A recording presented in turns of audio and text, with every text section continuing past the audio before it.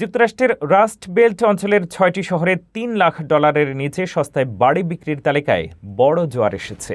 Pittsburgh এবং ডেট্রয়েটের মতো শহরগুলোতে বাড়ির দাম তুলনামূলক অনেক কম হওয়ায় উপকূলীয় এলাকার আকাশছোঁয়া দামের বিকল্প হিসেবে এগুলো ক্রেতাদের প্রথম পছন্দে পরিণত হয়েছে। বিস্তারিত আরও জানুন সামিরা বাঁধনের বিশেষ রিপোর্টে। যুক্তরাষ্ট্রের আবাসন বাজারে যখন তীব্র অর্থনৈতিক অনিশ্চয়তা বিরাজ করছে, ঠিক তখনই ক্রেতাদের জন্য এক দারুণ সুখবর নিয়ে এসেছে দেশটির রাস্ট বেল্ট অঞ্চলের ৬টি শহর। গত এপ্রিল মাসে দেশের শীর্ষ ১০০টি বাজারের মধ্যে মাত্র ৬টি শহরে বাড়ির গড় দাম $৩ লাখ নিচে দেখা গেছে এবং এই প্রতিটি হারেই নতুন বাড়ির বিক্রির তালিকায় বড় ধরনের জোয়ার এসেছে।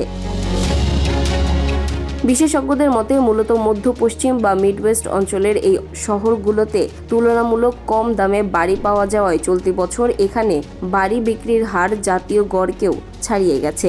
এই তালিকায় সবচেয়ে কম দামি বাড়ির শহর হিসেবে শীর্ষে রয়েছে পিটসবার্গ, যার গড় লিস্টিং মূল্য $2,48,625। এর ঠিক পরেই রয়েছে ডেট্রয়েট, যেখানে গড় দাম $2,48,900।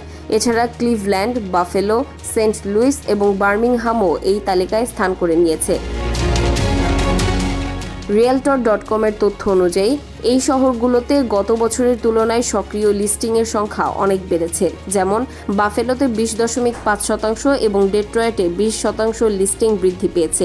অর্থনীতিবিদ হ্যানা জোন্স জানান, উপকূলীয় অঞ্চলের আকাশছোঁয়া দামের কারণে যারা বড় শহরে বাড়ি কিনতে পারছেন না, তাদের জন্য এই রাস্ট বেল্টের শহরগুলো আশীর্বাদ হয়ে উঠেছে। যেখানে উচ্চ মূল্যের মেট্রো শহরগুলোতে ক্রেতাদের আপোস করতে হতো, সেখানে এই সস্তা বাজারগুলোতে তারা নিজেদের বাজেটের মধ্যেই মনের মতো বাড়ি কিনতে পারছেন।